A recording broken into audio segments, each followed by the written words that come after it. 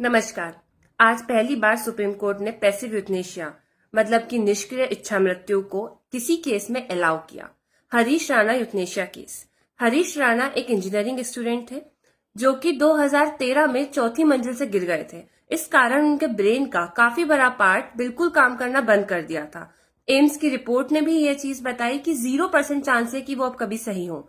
इसलिए उनका बस ब्रेन का वही हिस्सा वर्क कर रहा है जो हार्ट को ब्लड पहुंचाता है और सांस लेने में मदद करता है। इसलिए उन्हें वो ब्रीथ तो कर पा रहे हैं, मतलब उन्हें सांस आ रही है, इसलिए उनके बॉडीली फंक्शंस काम कर रहे हैं, लेकिन ब्रेन उनका बिल्कुल कॉन्शियस नहीं है। इसलिए वो कुछ भी समझ नहीं सकते, कुछ भी फील नहीं कर सकते, उन्हें पेन भी फील नहीं होगा। और यही सब बात के रखते हुए सुप्रीम कोर्ट ने पहली बार किसी केस में पैसिव यूथनेशिया को अलाउ किया। मतलब कि उन्हें एक लाइफ सपोर्ट, जैसे कि उन्हें फीडिंग कराई जा रही थी कुछ मशीन्स के थ्रू, वो सब अब रोक दी जाएगी और उन्हें घर ले जाने की इजाजत दे दी जा सकती है, जिससे उनकी डेथ खुद ही 3 से 5 दिन में या 5 से 7 दिन में हो जाएगी।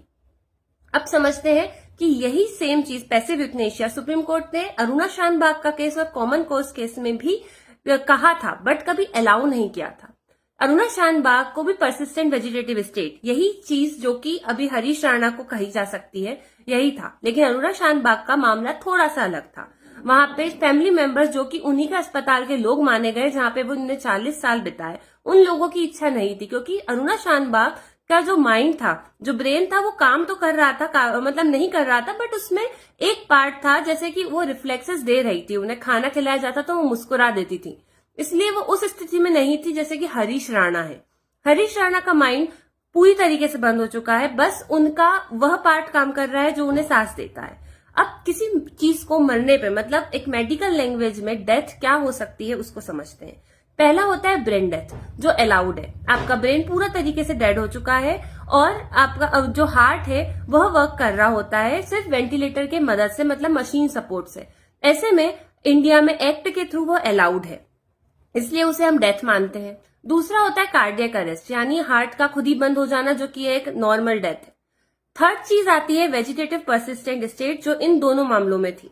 हरीश और अरुणा शानबाग दोनों ही इस मामले में थे, क्योंकि ब्रेन बहुत हद तक बंद हो चुका है, कॉन्शियस नहीं है, लेकिन उसका वो पार्ट ब्रीथ खुद ही कर रहा है बिना किसी लाइफ सपोर्ट के। ऐसे में सुप्रीम कोर्ट ने आज पहली बार किसी केस में वो चीज को अलाउ किया कि हम उसे इच्छा मृत्यु का अधिकार दें, क्योंकि यह passive euthanasia right with dignity में माना गया था। This means die with dignity, जो कि कॉमन कॉज केस से आया था।